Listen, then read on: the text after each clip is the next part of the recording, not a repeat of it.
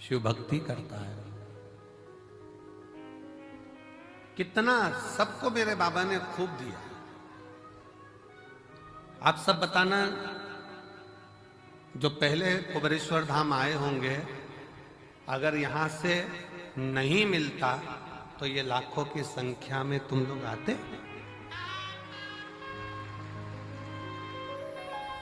शिव ने दिया है, भगवान शंकर ने खूब तुम लोगों को दिया, इसलिए तुम गाड़ी भरा भरा कर रुद्राक्ष महोत्सव में आते हो। अपने पिता के लिए, अपने बाबुल के लिए, और दिल से प्रार्थना भी करते हो।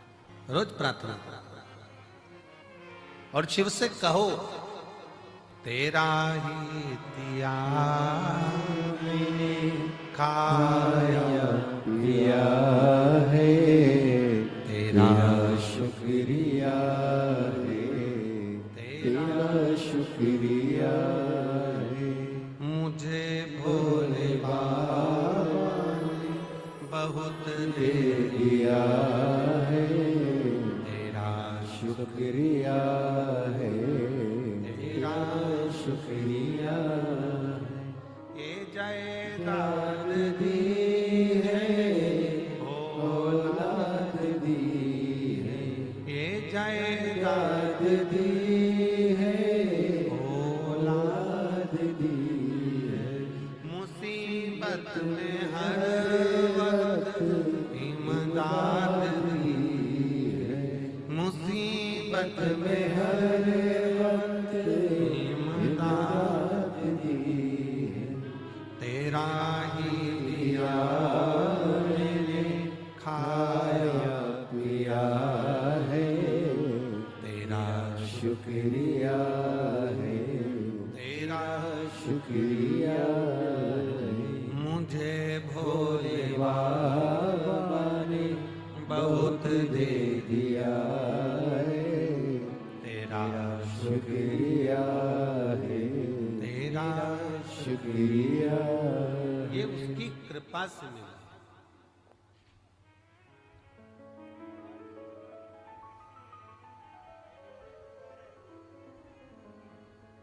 ये उसकी करुणा से प्राप्त हुआ। रुद्राक्ष महोत्सव के इस आयोजन में आप आए जरूर हो, पर आपको बुलाने वाला कोई व्यक्ति नहीं, कोई मनुष्य नहीं, आपको बुलाने वाला स्वयं देवाधिदेव महादेव है, जो यहाँ पर बुलाया। बोल बम का नारा है, जम के जरा बोल बम का नारा है, सारी समस्या का हल उसने आपको बुलाया। हाँ, ये जरूर है थोड़ा, पर अब की बार एक और चीज है कि जितना हर वर्ष जगह में आयोजन होता था, अब की बार जगह को बढ़ाया गया और खूब बढ़ाया गया, जिससे किसी भी शिव भक्तों को कोई तकलीफ नहीं।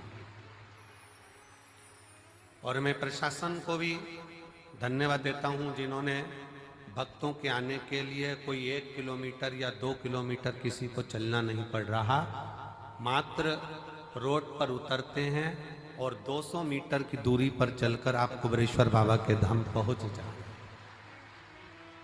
ऑटो से भी उतरे तो भी 200 किलोमीटर 250 किलोमीटर आप 250 मीटर आप चल रहे हैं, 200 मीटर की दूरी पर, बस 150-200 मीटर की दूरी पर गाड़ियां खड़ी होती हैं। आप कुबेरेश्वर धाम पर पहुंचकर बाबा का कथा का और दर्शन का लाभ लें।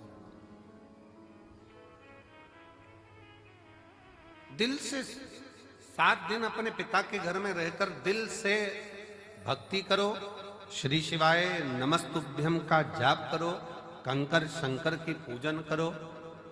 और फिर निवेदन है, इस भूमि का प्रमाण है कि जो जाता है वो 3 महीने में आता है, और भोले बाबा बुलाता जरूर है, बुलाता।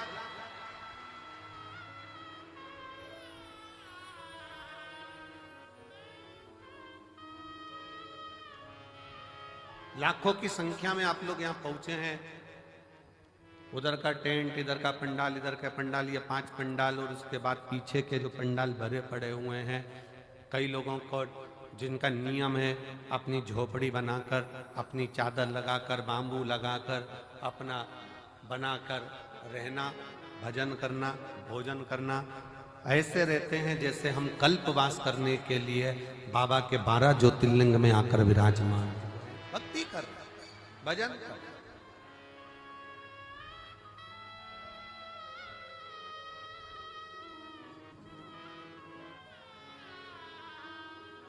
कोई मंदिर प्रांगण में पड़ा हुआ है अपना बैग झोपड़ा लेकर, चादर लगाकर, कोई पंडाल में पड़ा हुआ है अपनी भक्ति। कई माताएं खड़े होकर कथा सुनती हैं, कोई प्रणाम कर कर, कोई भूखी रहे, कोई भोजन ग्रहण कर, कोई भोजन के बाद, कथा के बाद भोजन ग्रहण कर कर, सबका अपना अपना नियम होता है। रुद्राक्ष महोत्सव में जो आता है, और रुद्राक्ष उत्सव का नियम है जो आया है खाली नहीं गए। 30 साल बाद भी अगर संतान नहीं हुई है और जिसने रुद्राक्ष उत्सव का 7 दिन नहीं, 5 दिन नहीं, 3 दिन भी अगर रसतत्व ग्रहण करा, इसी कंकर शंकर की भूमि पर वो रात्रि विश्राम करा, 30 साल होने के बाद भी औलाद लेकर बाबा के धाम आया। ये शिव तत्व की, ये कुबेरेश्वर धाम की रुद्राक्ष महोत्सव की महत्वता।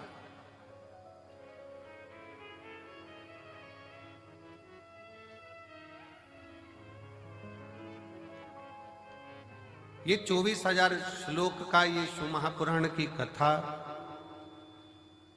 कहती है कि मानव का देह, मनुष्य का शरीर, कोई ये ना सोचे कि केवल सुखी सुख भोगने के लिए मिला है। गुलाब का फूल और मानव का शरीर दोनों कष्टों के घेरे में रहता है। गुलाब का फूल भी कष्टों के डेरे में है और कांटों के ढेरे में है, और मनुष्य का देह भी, मानव का शरीर भी कांटों के ढेरे में है। दोनों कितना संघर्ष गुलाब का फूल करता है, कांटों में रहता है, कांटों में रहता है, बड़ा भी होता है, कांटे उसको चारों तरफ से घेरे रहते हैं, पर वो गुलाब का फूल अपना विश्वास नहीं टूटने देता, और एक दिन टूटकर वो मेरे शंकर के चरणों में, मेरे राम के चरणों में, मेरे कृष्ण के चरणों में चला ही जाता। वो मेरे शिव के चरणों में, मेरे राम के चरणों में, मेरे कृष्ण के चरणों में चला जाए।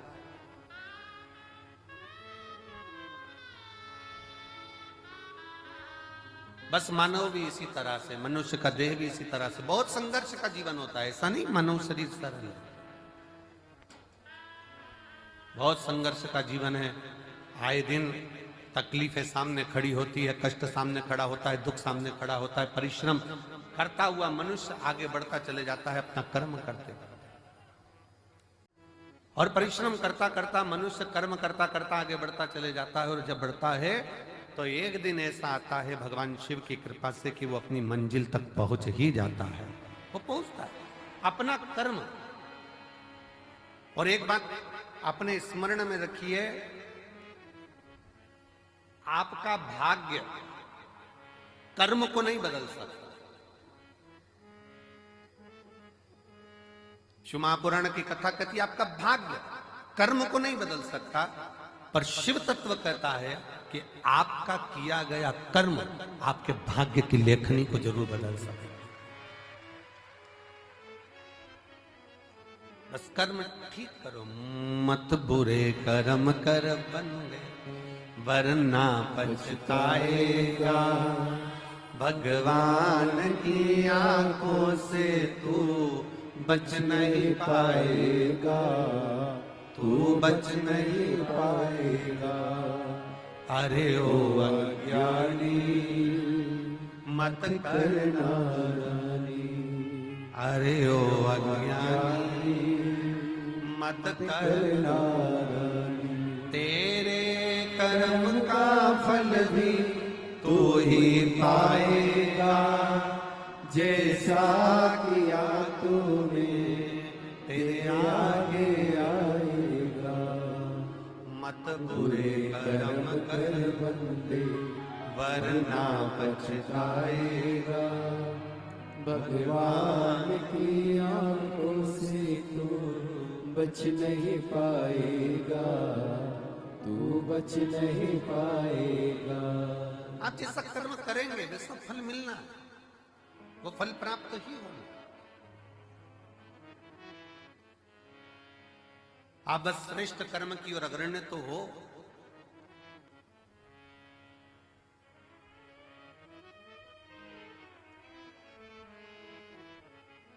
शिव महापुराण की कथा कहती है सत्य टिकता है और असत्य मिटता है। सत्य टिक जाता है, बहुत लंबा टिकेगा।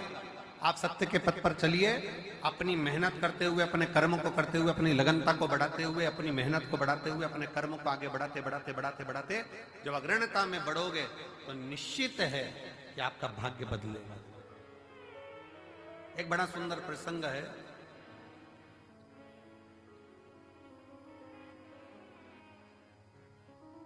मां जगज्जननी जगदम्बा अंबा मां पार्वती जी बैठी हुई,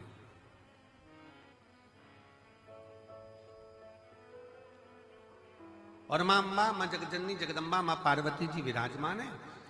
और उसी समय पर मां पार्वती जी के पास में दोनों बहुएं, रिद्धि और दूसरी सिद्धि, दोनों आई।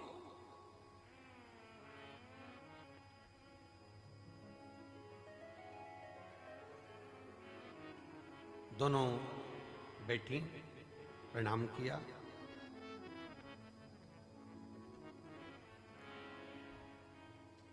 पार्वती जी ने आज रिद्धि सिद्धि दोनों को कहा कि मेरा फर्ज था, मैंने वो अदा कर दिया। विवाह करा बच्चों का, और बच्चों का विवाह कर कर बच्चे का मंगल विवाह हो गया। आप बहुएं घर में आ गई। अब ये मेरा फर्ज पूर्ण हो गया।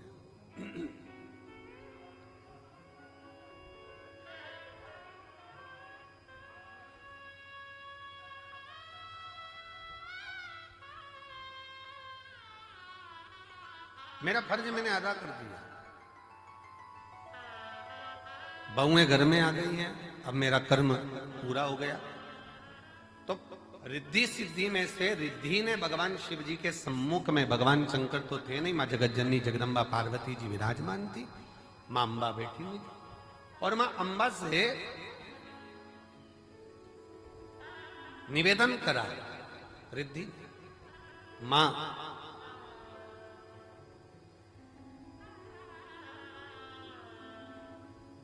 एक श्रेष्ठ स्त्री का, एक श्रेष्ठ नारी का सबसे बड़ा कर्तव्य क्या है? एक श्रेष्ठ स्त्री का, एक श्रेष्ठ नारी का सबसे बड़ा कर्तव्य क्या है? एक स्त्री अपने कर्तव्य का निर्वहन कैसे करे, उसका सबसे प्रबल कर्तव्य क्या है? और ये केवल एक रिद्धि के लिए नहीं, माता रिद्धि के समय की बात नहीं, ये हुआ था भगवान दशरथ जी के सामने भी। दशरथ जी के सामने प्रसंग आया, भगवान दशरथ जी महाराज के सामने बहुओं के सम्मुख में आई, तो बहुओं को देखकर दशरथ जी महाराज ने विचार करा कि माता केकई ने तो शीश महल दे दिया है,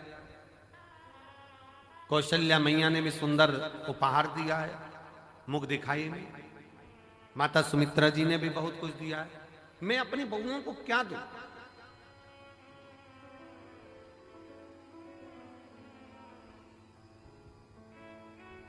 तब दशरथ बाबा ने कुछ समय के बाद एक फल मां जानकी जी की गोद में दिया और कहा, इस फल से हमारे घर की मर्यादा का स्मरण करिए।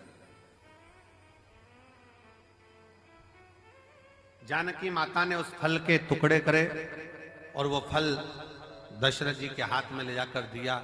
दशरथ जी ने देखा कि जितने मेरे घर के सदस्य हैं उतने उस फल के टुकड़े हैं। दशरथ जी ने अपनी बहू को साधुता दिया कि मेरे घर में जो बहू आई है वो श्रेष्ठ आई है। उसने ये दर्शाया है कि स्वयं अकेले नहीं खाना है, अपने माता पिता का संस्कार ये है कि घर में अगर थोड़ी सी भी सामग्री आए तो घर के जितने सदस्य हैं सब आपस में बांट कर खाएं, सब बांट कर खाएं। हमने पहले रुद्राक्ष उत्सव में एक कथा सुनाई थी, 5 तरह के चोरों का, 6 तरह के चोरों का वर्णन करा था कि चोटे कौन कौन सी क्वालिटी के होते हैं।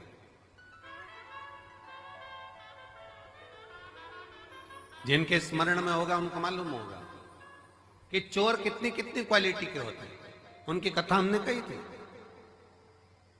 दूसरे के घर में से चोरी धन उठा कर लिया है, वो भी चोर है। दूसरे का पड़ा हुआ सामान उठा ले, वो भी चोर है।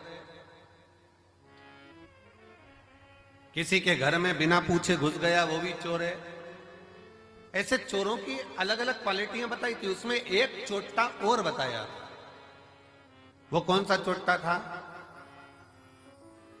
बाजार गया, खाने का सामान लाया, चुपचाप से जेब में रखा, पत्नी के कमरे में चला गया, दोनों ने मिलकर खा लिया, अपने बच्चों को दे दिया और घर में बूढ़े माँ बाप भूखे बैठे हैं, समझ लेना चोट्टा है, चोर है, वो भी चोर।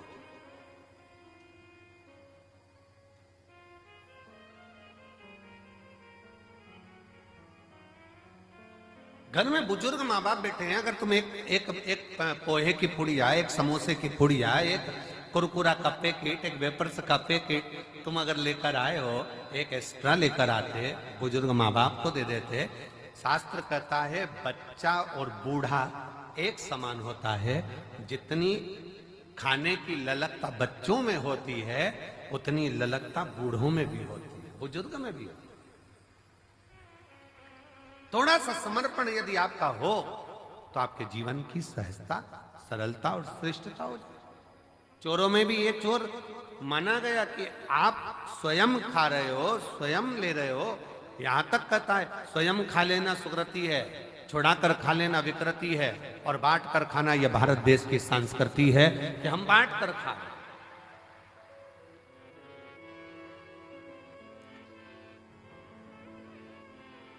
जो मिला है उसको श्रेष्ठता में पाओ,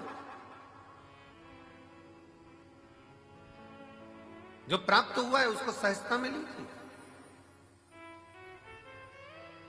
और ये सीखो शिव महापुराण के श्रोताओं से, जितनी कथा वो सुनते हैं, जितनी कथा वो ग्रहण करते हैं, जितनी कथा वो लेते हैं, उसमें से कई कथा वो अपने मोहल्ले में जाकर बांटते हैं। अपने मोहल्ले में जाकर कह देते हैं, लो हमने ये सुना था, हमने ग्रहण करा था, हमने धारण करा था, हमने लिया था। माता रिद्धि, माँ रिद्धि स्वयं करें। एक माता का, एक स्त्री का, एक महिला का, एक लड़की का कर्तव्य, एक बहू का कर्तव्य क्या है? एक महिला का, एक स्त्री का कर्तव्य क्या है? पूछा, तुरंत कहा, निवेदन करा मां पार्वती जी ने, एक स्त्री का सबसे बड़ा कर्तव्य है, चाहे वो घर में रहने वाला बुजुर्ग हो, घर में रहने वाले उसके पति, घर में रहने वाला उसके बच्चे, घर में रहने वाले उसके ससुर, घर में रहने वाली उसकी सास, जितने भी घर में रह रहे हैं, उन सब के चेहरे पर वो खुशी देखे, वो एक स्त्री का सबसे बड़ा कर्तव्य और एक स्त्री का सबसे बड़ा। प्रत्येक के चेहरा तुरंत पहचान जाए। आज मम्मी थोड़ी नाराज है, आज पापा के चेहरे पर हंसी नहीं है, आज भैया कुछ बात हो गई, आज भाभी के साथ में कुछ हुआ है, आज देवरानी के साथ कुछ हुआ है, आज देवर का चेहरा उतरा हुआ है, आज बच्चों का चेहरा उतरा हुआ है। जब सम्मुख में आए तो यहां तक उसके मुख पर ये रहे कि आज क्या बात है पापा जी, आपका चेहरा उतरा है, मम्मी क्या हो गया, भाभी जी क्या हो गया, भैया जी क्या हो गया, देवर जी क्या हो गया। उसका चेहरा देखकर पहचान जाए कि आज जरूर कोई बात है, और प्रयास करे कि उसके दुख को वो मिटा सके।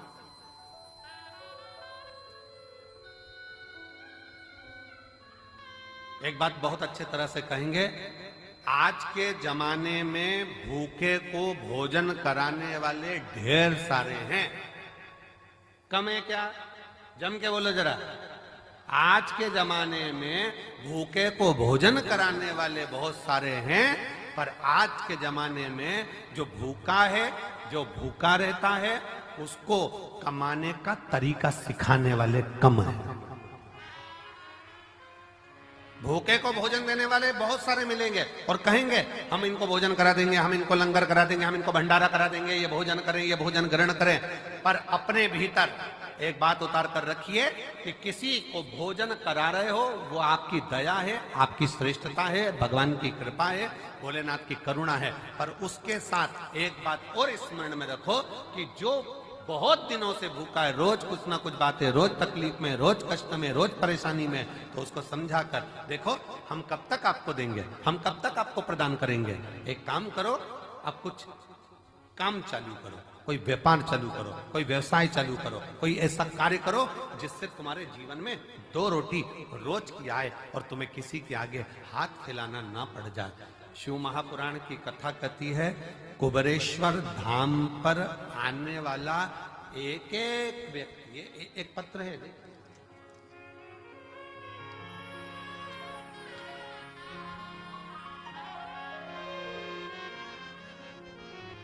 मेरा नाम डॉक्टर सोनू वर्मा, आवास विकास कॉलोनी हाथरस का रहने वाला हूं। कहीं बैठे हो तो हाथ हिला सकते हैं, आप ही हैं, आ जाइए, एक बेलपत्र लेकर जाना, आ जाओ। मेरा नाम डॉक्टर सोनू वर्मा, आवास विकास कॉलोनी हाथरस उत्तर प्रदेश का मैं निवासी हूं। गुरुदेव, मैंने शंकर भगवान का पीछा नहीं छोड़ा। अब जरा ध्यान से सुनना, जितने आस्था चैनल पर रुद्राक्ष महोत्सव को देख रहे हैं, जितने फेसबुक यूट्यूब पर रुद्राक्ष महोत्सव को देख रहे हैं, जितने लाखों की संख्या में इस ग्राउंड में बैठकर कंकर शंकर की धरा पर बैठकर कथा सुन रहा, और जो मंदिर प्रांगण के अंदर अपना डेरा बनाकर बैठे हैं वो भी ध्यान से सुनना। इसने कथा कितनी सुनी है। गुरुजी, मैं भी डॉक्टर और मैं एक अन्य डॉक्टर के साथ में मिलकर हम लोग हॉस्पिटल आदि चलाते थे, पर कोई बात के कारण बस वो अलग हो गया, मन खराब हो गया, परिवार पूरा टूट गया। विचार करने लगे अब करें तो एकदम करें क्या, हिस्सा जो उसका था वो पूरा चले गया और मिला कुछ नहीं। अब करें तो करें क्या। तब परिवार के लोगों ने कहा कि एक बार कुबेरेश्वर धाम चलो और कुबेर भंडारी से प्रार्थना करते हैं वहां चलकर। जब कुबेरेश्वर धाम आए, कुबेर भंडारी से वहां प्रार्थना करने के लिए आए और कुबेर भंडारी से अपन प्रार्थना करते हैं। यहां आकर बाबा से प्रार्थना करी, कंकर शंकर की पूजन करी कि अब मुझे जो धोखा मिला है कृपा ऐसी कर दो कि मेरा खुद का क्लिनिक हॉस्पिटल चालू हो, खुद का कोई अच्छा कार्य चालू। गुरुदेव बाबा से कहकर विनती कर नियम लेकर गया कि मैं भी जब तक मेरा खुद का काम चालू नहीं होता मैं कथा के पंडाल में कथा सुनूंगा। पहली कथा कुबेरेश्वर धाम पर रुद्राक्ष महोत्सव की सुनी, दूसरी कथा धाम पर फिर गुरु पूर्णिमा की सुनी, तीसरी कथा मैनपुरी में जाकर सुनी, चौथी कथा कोटा में जाकर सुनी, पांचवी कथा छाता में सुनी, छठी कथा हापुड़ में सुनी, सातवीं कथा फिरोजाबाद में सुनी, आठवीं कथा फरीदाबाद में सुनी, नवीं कथा मेरठ में सुनी, 10वीं कथा प्रयागराज में सुनी और 11वीं कथा आज यहाँ श्रवण कर रहा हूं। और बाबा ने मेरा सारा काम कर दिया, खुद का चालू कर दिया, मेरा स्वयं का कार्य बाबा ने चालू करा दिया। आज मैं गौरवान्वित हूं और खुश हूं और बाबा को प्रणाम। शिव तत्व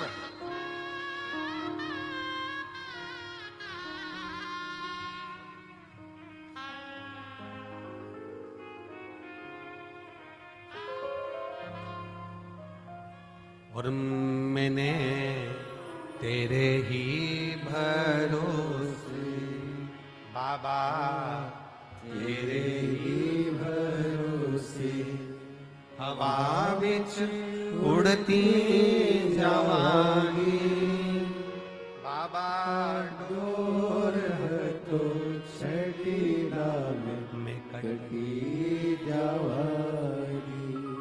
भोले मैं तेरी पतन शंभो मैं उड़ती जावागी बाबा डोर हतो छड़ी नाम में कटी जावागी। एक विश्वास अपने भीतर प्रकट करो। मेरा कुबेर भंडारी, मेरा कुबेरेश्वर महादेव, मेरा कुबेर भंडारी कुबेरेश्वर बाबा जो इस पवित्र भूमि पर कंकर शंकर की धरा पर आता है, विश्राम करता, बाबा का गुणगान करता, प्रदोष आरती का दर्शन, प्रातः बाबा का जल भी चढ़ाना, प्रेम से बाबा से विनय कर कर जाता है। थोड़ा समय लग सकता है पर बाबा ऐसी झोली भरता है कि तुम्हें किसी के आगे हाथ नहीं फैलाने देता, खुद भंडार। हर हर वो स्वयं भरता। आपको किसी के आगे हाथ नहीं फैला। हम फिर कहेंगे भंडारा कराने वाले ढेर मिलेंगे, भोजन कराने वाले ढेर मिलेंगे, भूखे को भोजन खिलाने वाले मिलेंगे, पर भूखे को उसके व्यापार तक लगाने वाले, भूखे को उसके व्यवसाय से जोड़ने वाले नहीं मिलेंगे। नहीं मिलेंगे। पर शिव शिव, शंकर शंकर, ओगड़दानी ओगड़दानी। हम आशीष से कह रहे थे कि आशीष, सीहोर में गाड़ियां कम रुकती हैं, भक्त लोग इतने लाखों में आएंगे, कैसे बेचारे भोपाल से यहाँ तक आएंगे, कैसे पहुंचेंगे? सब ट्रेनें भोपाल तक आए। और बाबा ने ऐसी कृपा करी कुबेर भंडारी ने कि सीहोर से निकलने वाली जितनी ट्रेन, चाहे गुजरात जा रही हो, चाहे इधर जा रही हो, बिहार जा रही हो, उत्तर प्रदेश जा रही हो, सीहोर से निकलने वाली प्रत्येक ट्रेन का स्टॉपेज मैं रेल विभाग को, रेल मंत्री जी को और मध्य प्रदेश शासन के माननीय मुख्यमंत्री डॉक्टर मोहन यादव जी को मैं बहुत बहुत साधुवाद देता हूं, जिन्होंने सारी ट्रेनों का स्टॉपेज यहां कर दिया। मैं माननीय डॉक्टर मोहन यादव जी को, माननीय मुख्यमंत्री जी को, रेल विभाग के सभी अधिकारियों को बहुत बहुत साधुवाद देता हूं, जिन्होंने सीहोर के लिए मेला स्पेशल ट्रेन भी चलाई, कुबेरेश्वर धाम के लिए मेला स्पेशल ट्रेन भी चलाई जाए इस शिवरात्रि के पावन। साधु श्रवण करें। आयो बाबा के धाम पर बहुत प्रेम से बैठो, अपने बाप के घर, अपने पिता के घर आयो, खूब अलमस्त होकर कथा सुनो। समय मिले 108 बार, सुबह से लेकर रात्रि के बीच में सोने से पहले जब समय मिल जाए 108 बार श्री शिवाय, जम के बोलो जरा, श्री शिवाय नमस्तुभ्यम का जाप करो। ग्राउंड में कहीं कचरा मिल जाए, सामान पड़ा हुआ मिल रहा है, कचरा मिल रहा है, उसको डस्टबिन में डालो, बोरी में इकट्ठा कर कर रख दो। नगर निगम की गाड़ी, नगर पालिका की आएंगी, वो लेकर। थोड़ी व्यवस्था आपको। धाम पर थोड़ा पानी का कमी रहता है, नल फालतू चलते हुए दिख रहा है, नल को बंद कर दो। थोड़ा सा प्रयास, अपन किसी को पानी नहीं पिला सकते तो नल तो बंद कर सकते, थोड़ा सा। कोई व्यर्थ का पानी ढोल रहा है, उसको कह दो कि ये हमारे पिता का घर है, हमारे बाप के घर की दशा हमको मालूम है, यहाँ पानी की स्थिति थोड़ी गड़बड़ रहती। आप लोगों को असुविधा ना हो, पीने के पानी में कोई को तकलीफ ना हो, इसलिए समिति ने पानी की बोतल भले कितने की भी आती हो, पर समिति पानी की बोतल 5 रुपए की काउंटर लगा दिया कि बड़ी वाली बोतल 1-1 लीटर की आराम से 5 रुपए में लो, खुद भी पियो, पड़ोसी को भी पिलाओ। 10-20 बोतल खरीद भी ली, 25 रुपए की, 50 रुपए की 5 बोतल आ भी गई। मान लो 25 रुपए की 5 बोतल खरीद ली, अड़ोसी पड़ोसी ने भी पी लिया, तुमने भी पी लिया और लोगों की तृप्ति भी हो गई। ये कितनी बड़ी कृपा। भोजन करो, भोजन की थाली में लाखों शिव भक्त हैं जो प्रतिदिन प्रसाद को ग्रहण करते हैं, लाखों। केवल 1 दिन का या 2 दिन का यहाँ भंडारा नहीं है, तो रोज का भंडारा बाबा का चलता है। अपनी थाली में जूठा ना छोड़ो, एक अन्न का दाना भी व्यर्थ ना जाए नाली के अंदर, इसका ध्यान। और बाबा से रोज प्रार्थना करो, आई हूं तेरे दरवाजे पर, पूर्ण भरोसा लेकर आई हूं, पूर्ण विश्वास के साथ आई हूं। और कई कई तो ऐसी है गंगा नहाई और चली आई हूं। पूर्ण भरोसे के साथ, पूर्ण विश्वास के साथ आई हूं। और मेरा भरोसा कहता है कि तेरे दरवाजे से खाली नहीं जाऊंगी। अब की बार 7 दिन इस रुद्राक्ष उत्सव में अगर मैं आई हूं, भले 2 दिन, 5 दिन, 7 दिन, जितने दिन के लिए मैं आई हूं, ये मेरा भरोसा कहता है कि प्रदोष के दिन से यह कथा चालू हो रही है। 4 उत्सव बाबा के इस रुद्राक्ष महोत्सव में मूल पड़ते हैं। एक तो प्रदोष का पड़ जाता है, दूसरा शिवरात्रि का पड़ जाता है, तीसरा अमावस्या पड़ जाती है, और चौथा फुलेरा दूज पड़ जाता है। अब इन 4 उत्सव में लोगों कहते हैं कि हम कुंभ नहाने जाते हैं तो 4 शाही स्नान, 5 शाही स्नान, 6 शाही स्नान पढ़ते हैं। परशु महापुराण की कथा कहती है जब आप रुद्राक्ष उत्सव में आते हो तो 4 शाही स्नान यहां भी पड़ जाते हैं। जो दिल से मांगता है उसको मिल जाता है। शिव तत्व है। बस सेवा करो। आयो बाबा के धाम पर जितना बन सके सेवा के तल्लीन रहो। आयो बाबा के धाम पर खूब भगवत का भजन करो। केवल पंडाल में बैठना नहीं। आरती हो रही है सुबह की, दर्शन करो। शाम की आरती हो रही, दर्शन करो। अपन कहीं जा नहीं सकते, अपना धाम बाबा का कंकर शंकर पूजन करी, स्मरण करा, पूजन कर आनंद करो, विनय करो, निवेदन करो, अर्चना करो और खूब सेवा करो। खूब।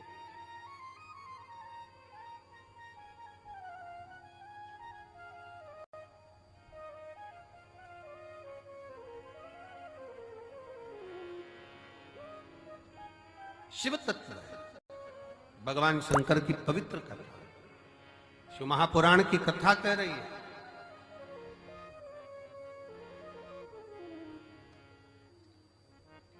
एक नारी का कर्तव्य, एक स्त्री का कर्तव्य है अपने परिवार के चेहरे पर प्रसन्नता लेकर, प्रसन्नता।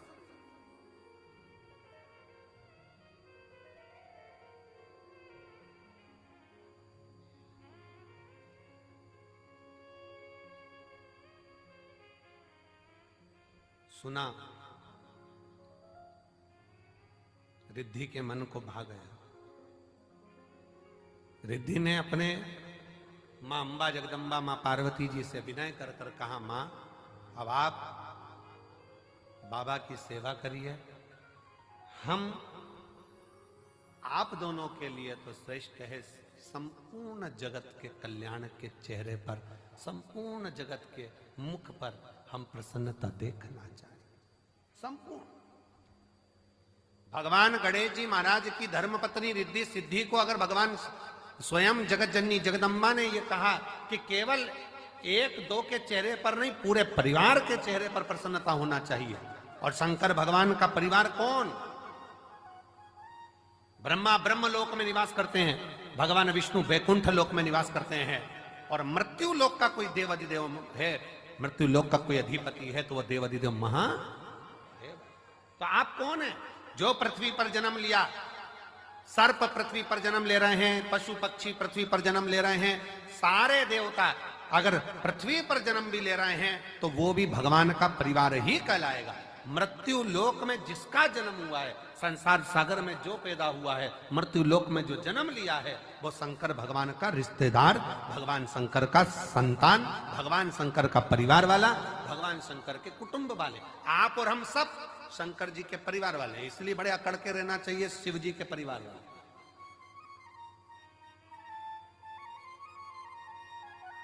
दुनिया के लोगों का काम मंत्री से होता होगा, पर शंकर के भक्त का काम तो महाकाल से होता है, मंत्र से होता है। श्री शिवाय नमस्ते। दुनिया अकड़ के चले, अकड़ के।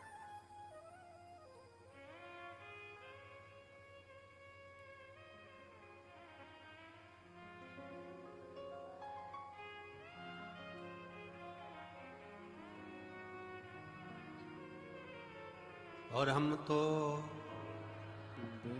आवाज, आप लोगों की आवाज यहां तक पहुंचना चाहिए। हम तो बाबा के भरोसे चलते हैं, हम तो बाबा के भरोसे चलते हैं। ये दुनिया वाले जलते हैं, ये दुनिया वाले जलते हैं।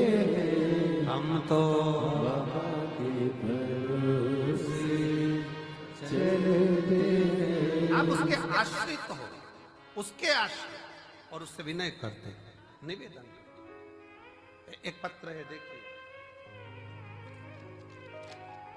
कावड़ के 2 लोटे भी पहुंचाए हो और पत्र भी।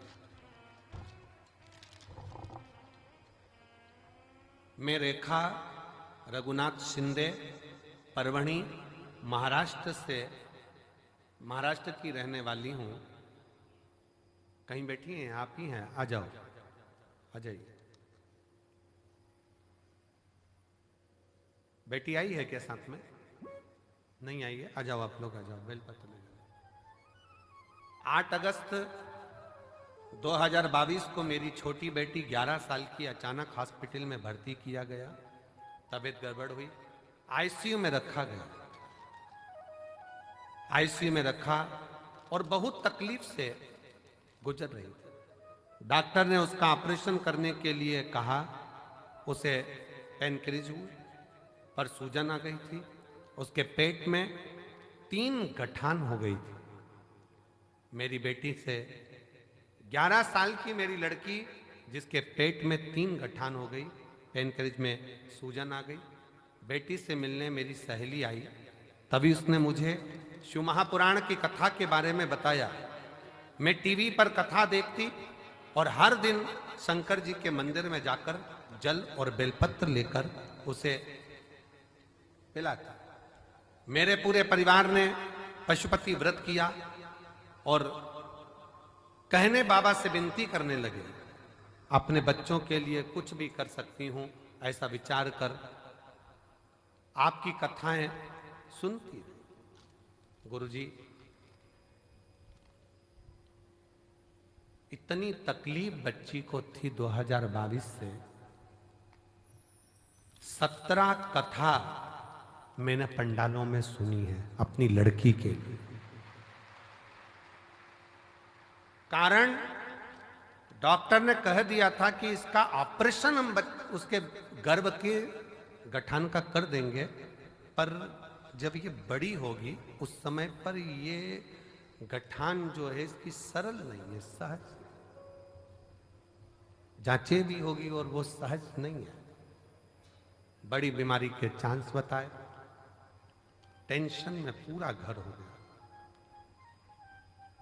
ऑपरेशन कर भी देंगे, पर वो ऑपरेशन होने के बाद इसकी क्या स्थिति रहे वो कुछ नहीं कर सकते। तब 17 कथा पंडाल में जाकर सुनी। कुबरेश्वर धाम रुद्राक्ष महोत्सव में आई, बाबा से विनय करा। बेटी की हालत ठीक नहीं और बाबा से एक ही विनय करा, कुछ भी करो पर मेरी बेटी के पेट की गठाने गल जाएं और उसकी सूजन समाप्त हो। जितने डॉक्टर को दिखाते थे वो बताते थे कि ये गठान ठीक नहीं है, ये गलत सूचना देती। और बाबा की ऐसी कृपा हुई, श्रावण के महीने में इसी कुबरेश्वर धाम पर आ गई और रोकर बाबा से प्रार्थना कर कर बाबा के पंडाल में बैठकर कथा सुनती, सुबह शाम की आरती का दर्शन करती। बेटी को लाई, रज लगाती, उसके पेट पर ले जाकर यहां से फिर जांच कराई और बाबा की कृपा से एक भी गठान उसके पेट में नहीं रही, सब गल गए। इसलिए मैं बाबा को यहां प्रणाम करने के लिए, एक शिव तत्व,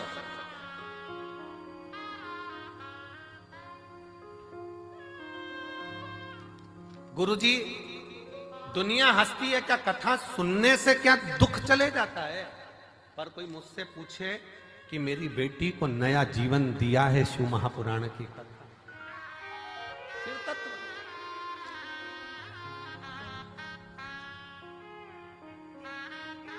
शिव तत्व